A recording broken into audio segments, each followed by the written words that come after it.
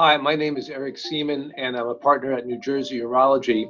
New Jersey at one time was second only to New York in the number of COVID cases, and our practice was affected accordingly, but I'm not going to talk about that. Rather, I'm just going to share a personal experience. We were called to place a catheter in a patient who had active COVID. And yes, I wore the appropriate gear. I put on the N95 and the second mask and the face shield and isolation gowns and gloves, but it was a complicated situation.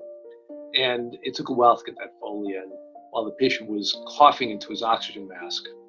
So when I came home, I shared this with my family, and I elected to go into selective isolation in my home. Essentially, I lived in two rooms, and when I was ever out of those rooms, I put a mask on 100% of the time. Every day I woke up with a sore throat or a sneeze. I was sure I was beginning to get COVID.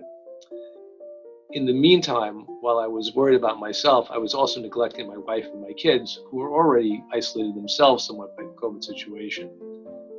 And as a urologist, someone who's normally not at the front lines of this, I think I gained more appreciation for the people who are, for the people who do this every day, about the worry they must have about themselves and their concern for their loved ones.